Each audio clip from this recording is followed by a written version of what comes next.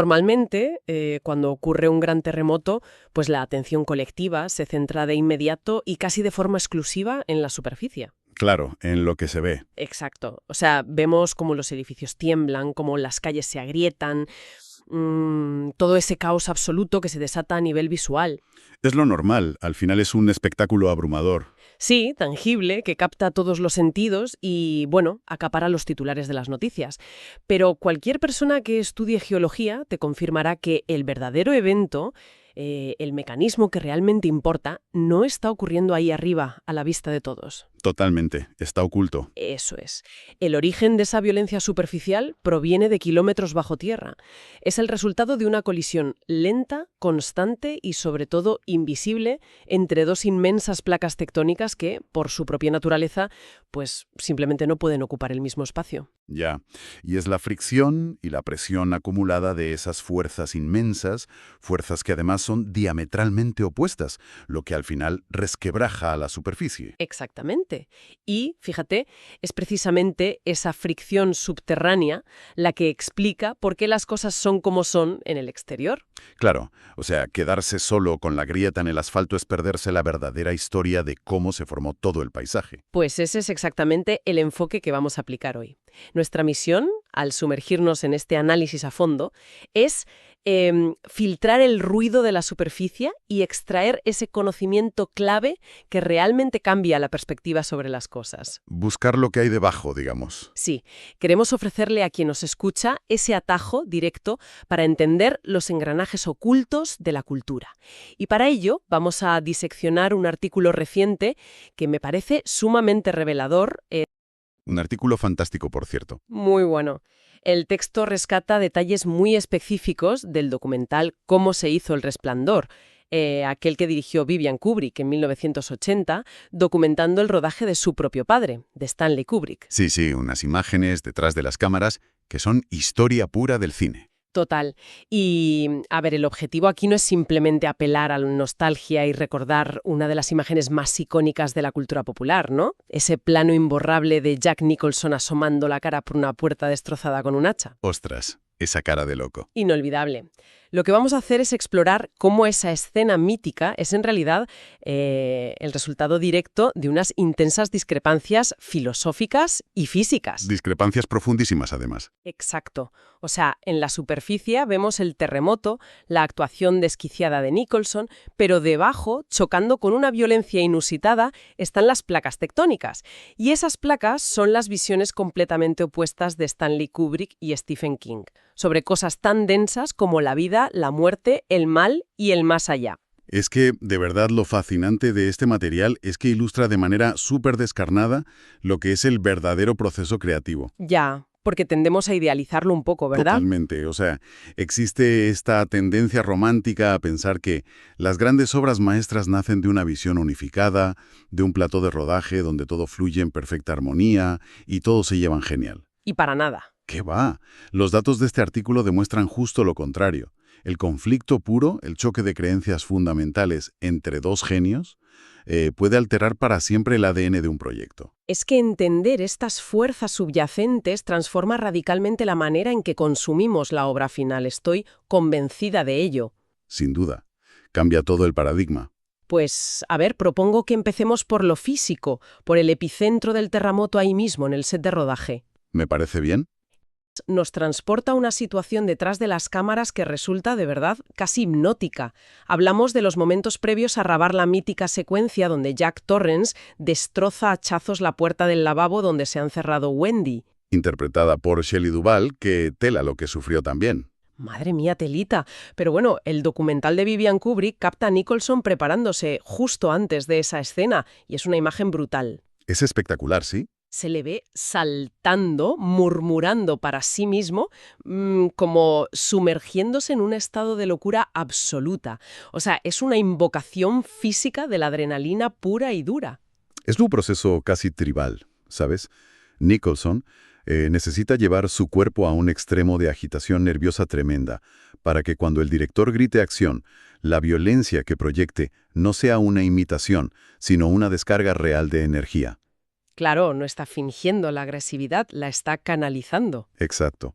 Pero aquí es donde la planificación milimétrica de un rodaje de Hollywood, digamos, choca de frente con un dato muy curioso de la biografía del actor. Y esto me parece un detalle alucinante. A ver, como es procedimiento habitual, el equipo de producción había preparado minuciosamente una puerta de atrezo. Lo normal en estos casos. Sí, una pieza de utilería construida con madera de balsa o materiales superligeros, precortada o debilitada en puntos clave para que se rompa fácil, ¿no? Claro, el objetivo de este tipo de puertas falsas es doble. Por un lado, que el actor pueda destrozarla de forma espectacular frente a la cámara. Y por otro, que pueda hacerlo de manera segura, sin que el hacha remate y le corte una pierna. Lógico. Pero lo que nadie en el departamento de arte tuvo en cuenta fue un detalle fundamental del pasado de Jack Nicholson. Un detalle crucial, sí, sí. Cuéntalo, porque es buenísimo. Pues resulta que el artículo subraya que Nicholson no era simplemente un actor, al que le habían dado una herramienta pesada y le habían dicho, venga, golpea fuerte. Nicholson había sido voluntario en el cuerpo de bomberos. ¡Ostras! ¿Bombero voluntario? Tal cual. O sea, tenía formación real y práctica en el uso del hacha para derribar estructuras en situaciones de emergencia reales. Claro, no daba hachazos a lo loco. ¿Qué va? Sabía exactamente cómo agarrar el mango, cuál era el ángulo óptimo de impacto, cómo usar el peso de su propio cuerpo para maximizar la fuerza del golpe. Y supongo que sabía exactamente dónde golpear para destrozar los goznes de una puerta, ¿no? Exactamente. Sabía leer la estructura de la puerta. Imagínate el panorama. Un bombero voluntario desatado, lleno de adrenalina tribal, en un plató de cine. Menudo peligro. Hay que imaginar la escena desde la perspectiva del equipo de producción. Empiezan a rodar las primeras tomas. Jack Nicholson viene con esa carga de energía casi psicótica, levanta el hacha, aplica su técnica impecable de bombero y, bueno, atraviesa la puerta falsa de atrezo como si fuera papel de fumar. Es que no dura ni 3 segundos, claro. Nada. Supongo que la ilusión cinematográfica se vino abajo al instante ahí mismo. Pero, a ver, espera, me surge una duda. Dime. A primera vista, si la puerta se rompe rápido, no es una ventaja logística para un rodaje. O sea, te ahorras tiempo, consigues el plano de la ruptura y pasas a la siguiente escena. ¿Por qué esto supuso un problema tan grande? A ver, en una producción estándar, pues quizá habrían buscado un ángulo de cámara para disimular la facilidad del golpe y habrían seguido adelante, no te digo que no. Claro, lo arreglas en montaje. Exacto. Pero estamos hablando de Kubrick. Kubrick, palabras mayores. El problema es que la tensión dramática del terror físico, la angustia de esa escena en particular, depende enteramente del esfuerzo titánico del agresor frente a la resistencia del obstáculo. Ya veo por dónde vas. Y claro, del tiempo agónico que esa barrera de madera le otorga a la víctima que está al otro lado gritando. Si la puerta cede al primer roce sin ofrecer resistencia, el espectador percibe a un nivel casi subconsciente que el peligro no es real. O sea, la falta de resistencia física de la madera le restaba toda credibilidad al esfuerzo muscular de Nicholson. Totalmente. Claro, es que el cuerpo humano no miente. Si golpeas algo ligero, tu respiración, la tensión de los tendones en el cuello, el sudor, todo eso cambia frente a la cámara. Exactamente. El peso del impacto se nota en el cuerpo. Y la solución técnica que el equipo tuvo que implementar es sumamente reveladora sobre el método de trabajo en ese rodaje. ¿Qué hicieron al final? Pues el texto explica que tuvieron que retirar los restos de la utilería rota y suplantar la puerta falsa por una puerta maciza. De madera real. De madera real y pesada. Tuvieron que construir una barrera física genuina en medio del plató para enfrentarla al hacha de Nicholson. Fíjate que al leer esto en el artículo no puedo evitar pensar que esta necesidad de sustituir la ilusión típica de Hollywood por una realidad física aplastante funciona como la metáfora perfecta de lo que Kubrick intentaba lograr en general con esta película. Sí, es una analogía estupenda. Kubrick detestaba la artificialidad emocional. O sea, al colocar una puerta de madera maciza, obligó a Nicholson a enfrentarse a una resistencia auténtica. El agotamiento que vemos en pantalla, esos jadeos, la pesadez de levantar el hacha tras varios golpes, todo eso dejó de ser actuación. Era cansancio real. Nicholson estaba reventado. Exacto. La realidad física del set tuvo que elevarse para estar a la altura de la exigencia psicológica de la escena. Quería exprimir la realidad hasta que supurara ahí, en medio de la ficción. Es una lectura muy precisa de su metodología, la verdad. Anclar el terror en el peso tangible de los objetos. Sí. Sin embargo, hay que entender que este choque físico entre el acero real, la madera maciza y el sudor del actor es en realidad solo el eco más superficial de un enfrentamiento muchísimo más profundo. Las placas tectónicas que decíamos antes. Exacto. Esta necesidad de Kubrick de despojar a la escena de su artificio cinematográfico refleja su mayor obsesión: ¿Cuál dirías que era? despojar a la historia de cualquier asomo de misticismo barato. Y eso nos sitúa directamente en la fricción invisible que ocurría fuera de los focos, entre él y Stephen King. Madre mía, pasamos de la madera astillada a las ideas astilladas, porque el verdadero asalto violento no fue el del hacha contra la puerta, sino el enfrentamiento intelectual sobre la naturaleza misma del horror entre Kubrick y King. Un choque de trenes monumental. Una disputa centrada en puras discrepancias filosóficas. De hecho, el artículo menciona un dato que la cultura popular conoce bien, pero cuyas causas profundas a menudo pues, se ignoran por completo. Sí, la gente sabe que se llevaban mal, pero no saben por qué. Exacto. De todas las adaptaciones cinematográficas que se han hecho sobre el trabajo de Stephen King, y mira que la lista es interminable, Interminable es poco. pues El Resplandor de Kubrick ostenta el irónico título de ser la adaptación que más disgusta profundamente al propio autor. Un rechazo que, fíjate, King ha mantenido constante durante más de 4 décadas. 40 años enfadado. Tal cual, y a pesar del estatus de obra maestra indiscutible que la película tiene entre la crítica y el público. Ya. Y este rechazo no nace de una discrepancia superficial sobre, no sé, el diseño de producción o la elección del casting. Aunque, bueno, también hubo roces ahí. A King no le gustaba Nicholson para el papel. ¿Ah, no? No, pero el conflicto principal nace de un asedio intelectual incesante. El texto detalla cómo Kubrick acribillaba a Stephen King con llamadas telefónicas a altas horas de la madrugada durante la fase de preproducción. Pero, a ver, párate ahí un segundo. ¿Cuál era el propósito de estas llamadas nocturnas? Porque conociendo un poco la reputación de Kubrick como un director implacable, casi tiránico a veces en los rodajes, uno podría pensar que era una táctica de intimidación, ¿no? Como una forma de marcar territorio sobre la obra del escritor. Pues fíjate que no. No era una demostración de poder vacía de estas de macho alfa. Era una disección sistemática de la obra. ¿Interesante? Kubrick no llamaba para consultar dudas técnicas sobre la trama, en plan, oye, ¿qué pasa en el capítulo 3? El propósito de estas llamadas era puramente filosófico. Discrepancias filosóficas a las 3 de la mañana. Imagínate el panorama. Quería debatir sobre la condición religiosa y moral de los personajes. Kubrick escudriñaba obsesivamente el pasado del Hotel Overlook, buscando respuestas racionales, lógicas o incluso psiquiátricas a eventos que, en el texto original de King, son de naturaleza abiertamente sobrenatural y mágica. O sea, Kubrick estaba intentando forzar el universo metafísico de King dentro de los límites estrictos de su propia visión, una visión mucho más racionalista y materialista del mundo. Exactamente eso. Pues hay un momento concreto de estas llamadas de madrugada, rescatado por el artículo, que me parece que encapsula a la perfección el abismo que separaba estas dos mentes. Es que es buenísimo. En medio de la noche, de pronto Kubrick le suelta a King por teléfono una teoría insólita. Le plantea que, si se analizan fríamente, las historias de fantasmas son en el fondo relatos profundamente optimistas. Es un razonamiento fascinante, la verdad, si lo miras desde una óptica netamente estructuralista. A ver, explícanos esa lógica, porque choca bastante. Pues la lógica de Kubrick operaba así. Él decía, si en una narrativa estamos aceptando la existencia real de los fantasmas, entonces obligatoriamente estamos admitiendo la existencia de un más allá. Vale, ¿tiene sentido? Significa que la muerte del cuerpo físico no es el final abrupto, silencioso y definitivo de la conciencia.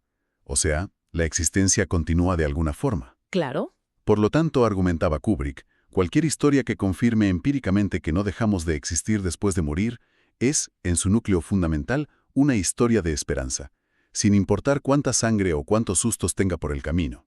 Madre mía, es una forma tan fría, tan analítica de diseccionar el terror hasta despojarlo de todo su impacto emocional. Muy de Kubrick, sí. Totalmente. O sea, tienes a un protagonista aislado en la nieve, acosado por el espectro vengativo de un asesino con un hacha, y la lectura que hace Kubrick es: anímate, esto demuestra empíricamente que tu alma es inmortal. Es que suena a chiste, pero él lo decía completamente en serio. A mí me suena a que Kubrick estaba provocando a King un poco, intentando desarmar el motor emocional del libro a propósito. Pero bueno, la respuesta del escritor frente a este razonamiento es legendaria. Historia de la cultura pop, ya te digo. El texto relata cómo King escuchó esta teoría del fantasma optimista, me imagino a King medio dormido en pijama, y simplemente contrarrestó con una pregunta directísima. Señor Kubrick, ¿qué hay del infierno? ¡Boom! Tal cual. Y esa pregunta, fíjate, es la piedra roseta de toda la controversia.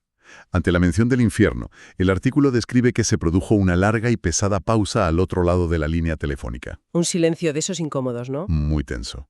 Y finalmente, la voz gélida de Kubrick sentenció: «Yo no creo en el infierno». ¡Ostras! Esa breve frase, esa simple negativa rotunda, marca la ruptura total, absoluta e irreparable entre el creador original y el adaptador cinematográfico. Es que a primera vista parece un simple choque de creencias personales sobre religión, pero me pregunto, ¿cuáles son las implicaciones reales de esa frase para la estructura narrativa de la película?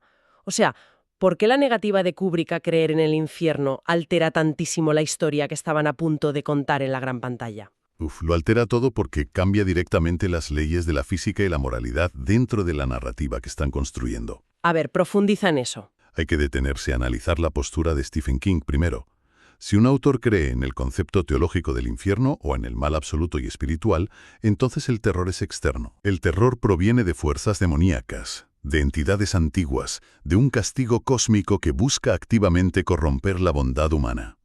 En la visión de King, el Hotel Overlook no es solo un edificio viejo. Es una entidad viva. Exacto. Es una entidad consciente y diabólica, que actúa como un depredador, acechando y devorando a una familia inocente que pasaba por allí. Es decir, hay un agente patógeno externo. Para King, el mal es como una infección que viene de fuera hacia adentro. Exactamente eso. Pero si tomamos la postura de Stanley Kubrick, quien afirma de manera categórica que no cree en el infierno ni en castigos de ultratumba, ¿de pronto se elimina de un plumazo esa fuente externa de maldad? Claro, te quedas sin monstruo bajo la cama. Eso es. Si no hay infierno bajo la tierra, si no hay demonios flotando en el éter, entonces el único lugar posible del que puede emanar el mal absoluto, la crueldad y esa violencia extrema, es la propia mente humana. ¡Qué fuerte! Y esto cambia de forma drástica e irreversible cómo se debe construir el mecanismo del terror en la película. El peligro inminente ya no reside en los largos y oscuros pasillos del hotel persiguiendo al niño. No. El verdadero peligro siempre estuvo agazapado ahí, dentro del cráneo del protagonista. Es que esta distinción es brillante, de verdad, porque explica en cascada absolutamente todas las decisiones artísticas que Kubrick tomó después. Todas. Todo cuadra. Si el terror no emana de una fuerza espiritual maligna del más allá, el peso del horror recae íntegramente sobre la arquitectura psicológica de Jack Torrance, y al trasladar el origen del mal del hotel a la psique del personaje, pues llegamos a la queja técnica y narrativa más insistente que Stephen King ha mantenido contra la película durante todas estas décadas. Una crítica que, como bien dices, tiene que ver directamente con la construcción del personaje. El artículo expone cómo estas discrepancias filosóficas, de las que venimos hablando, resultaron en la ausencia total de un arco de transformación real para el protagonista en la cinta de Kubrick. A ver, para que quien nos escucha visualice mejor a qué se refiere King exactamente, un arco de transformación, en guión, es ese recorrido emocional y moral que atraviesa un personaje, ¿no? Sí, su evolución a lo largo de la historia. Lo clásico en la narrativa es presentar a alguien ordinario o, bueno, con defectos manejables, que se enfrenta a una serie de pruebas y termina profundamente cambiado, para bien o para mal. King estructuró su novela imaginando exactamente eso, una tragedia emocional. Un descenso a los infiernos literal. Exacto. Jack Torrance en el libro es un hombre que, a pesar de luchar contra su alcoholismo y sus ataques de ira, intenta desesperadamente ser un buen padre y un buen esposo. Lucha por su familia. Eso es. Pero es el hotel, con sus fuerzas malignas externas, el que lo va desgastando, corrompiendo y devorando lentamente, página a página, hasta convertirlo en un monstruo imparable. Hay una caída gradual y muy dolorosa hacia la oscuridad. Sin embargo, el argumento férreo de King es que, en el metraje de Kubrick, esa caída, ese descenso gradual, pues simplemente no existe por ningún lado. No lo hay. Aporta una cita muy directa del autor para ilustrar esto. King afirma que desde la mismísima primera escena de la película, cuando observamos a Jack Nicholson sentado en la oficina del director del hotel, el señor Ullman, realizando esa entrevista de trabajo tan formal para ser el cuidador de invierno, Sí, la escena del principio. pues que en ese preciso instante el personaje ya transmite que está, y estas son palabras textuales de King, loco como una cabra. Loco como una cabra desde el minuto 1. Es que tiene toda la razón. Quien revise esa escena inicial de nuevo puede ver cómo Nicholson ya tiene esa sonrisa lobuna, esa mirada desorbitada y contenida mientras habla con Ullman. Ya da miedo ahí. Y aquí es donde quiero plantear una analogía para intentar encapsular la magnitud de esta discrepancia filosófica entre ambos. Si analizamos la visión original de Stephen King, la estructura narrativa funciona como una tragedia clásica griega. A ver, explícate. Pues tienes a un protagonista asediado por sus propios defectos mortales. Un humano imperfecto, pero que está siendo empujado hacia el abismo por los dioses, por las furias, digamos, por un destino externo y sobrenatural. Vale, entiendo. Él se resiste, sufre profundamente por proteger a su familia, pero finalmente sucumbe de forma trágica ante una fuerza muchísimo mayor que él. Es una estructura donde el entorno y la metafísica son los verdaderos antagonistas activos, los que terminan venciendo la resistencia del héroe. Claro. Pero la visión de Kubrick, sustentada en esa negativa categórica a creer en un mal externo o infernal, pues opera bajo una lógica mecánica completamente diferente. Completamente opuesta. No hay tragedia griega porque no hay un hombre bueno siendo corrompido. La versión de Kubrick se asemeja más a, no sé, a encender la mecha de una bomba que ya venía fabricada desde casa. Qué buena analogía. ¿Verdad? La psicopatía, el resentimiento hacia su propia familia, esa masculinidad tóxica y la locura de Jack Torrance son inherentes a él. Ya están latentes ahí, bullendo bajo la superficie, a punto de desbordarse, desde el momento en que se sienta frente al señor Ullman en la primera escena, como decía King. Ya venía roto de fábrica. Exacto. El imponente aislamiento del Hotel Overlook, el crudo invierno y la soledad no lo corrompen. Simplemente actúan como el detonador perfecto. Retiran las reglas sociales que lo contenían en la ciudad para desencadenar una explosión de violencia que era desde el principio de los tiempos absolutamente inevitable. Esa analogía de la bomba prefabricada ilustra a la perfección el enfoque clínico y yo diría que casi misantrópico de Kubrick. Y la verdad es que es fácil entender por qué una diferencia de visión tan fundamental provocó un desgaste irreparable entre ellos dos. Es que eran como el agua y el aceite. El artículo detalla cómo estas incompatibilidades filosóficas sobre la naturaleza humana y el mal, sumadas a las interminables discusiones nocturnas por teléfono, pues hicieron que ambos genios acabaran por detestar la colaboración. No soportaban la aproximación del otro al material. El nivel de fricción llegó a ser tan alto, según leo, que las hostilidades trascendieron las simples llamadas telefónicas y se filtraron, de hecho, en el producto final. Sí, llegaron a la pantalla. Es fascinante leer cómo Kubrick, de manera muy sutil pero deliberada, incluyó lo que muchos interpretan como ataques personales directos hacia King dentro del metraje de la película. Esos pequeños mensajes ocultos.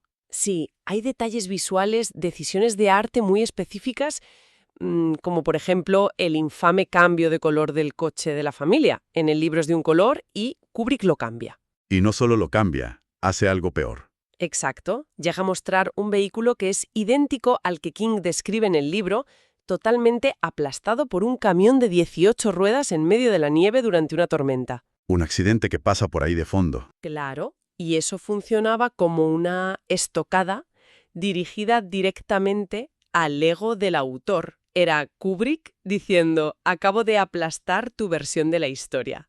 Qué nivel de rencor, de verdad. Y bueno, por su parte, Stephen King nunca ocultó su desdén, criticando la película abiertamente en entrevistas, durante años, escribiendo guiones alternativos e incluso llegando a producir su propia miniserie de televisión muchos años más tarde. Aquella de los 90, sí. Sí, en un intento casi obsesivo por corregir, entre comillas, la afrenta de Kubrick y restaurar su visión original del hotel. Fíjate que todo este conflicto del que estamos hablando nos lleva a una reflexión crucial, creo yo, sobre cómo se consume la información y la ficción hoy en día. A ver. Indagar en estos enfrentamientos de titanes demuestra que no existe una única manera válida de interpretar un texto o la propia realidad humana.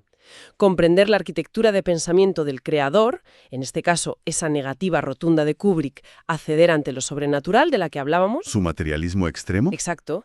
Eso altera drásticamente la experiencia de la audiencia. O sea, quien observa la película hoy en día, con esta información en mente, ya no percibe una simple historia de casas encantadas y fantasmas asustando a gente. No, ves otra cosa distinta. Asiste a un estudio clínico y aterrador sobre la fragilidad mental, sobre el colapso absoluto de la psique humana cuando se la aísla del mundo exterior y se la encierra consigo misma. Exacto. Cambia el paradigma completo de la obra. Descubrir esas placas tectónicas chocando bajo la superficie, como decías al principio, comprender por qué se enfrentaban King y Kubrick, es lo que le otorga un nuevo y escalofriante significado a cada grieta del terremoto visual que vemos en pantalla. Sí, y nos demuestra que rascar un poco más allá de la superficie siempre aporta una recompensa intelectual inmensa para quien lo hace. Claro, porque termina dotando a una obra que ya era icónica de por sí, de una densidad filosófica que le eleva muchísimo más allá del género de terror tradicional. Totalmente. Pues si sintetizamos un poco este extenso recorrido que hemos realizado hoy desgranando el artículo, es asombroso el arco que hemos trazado juntos. Hemos tocado muchos palos, sí. Comenzamos observando la fuerza bruta pura y visceral de un actor con experiencia previa como bombero voluntario destrozando con un hacha de verdad una puerta de utilería. Un hecho físico que, como vimos, forzó al equipo de rodaje a utilizar madera maciza para conseguir esa resistencia auténtica y un agotamiento real que traspasara la pantalla. Y partiendo de ese choque eminentemente físico y tangible, de la madera saltando por los aires en el plató, pues hemos descendido de cabeza hacia las profundidades de las creencias existenciales de sus creadores. A la raíz del asunto. Hemos explorado discrepancias filosóficas monumentales sobre la supuesta naturaleza optimista de las historias de fantasmas, la negación absoluta de la existencia del infierno por parte de Kubrick. Su famosa frase. Sí, y cómo un simple «yo no creo en el infierno» en medio de una conversación telefónica de madrugada desencadena una divergencia narrativa brutal.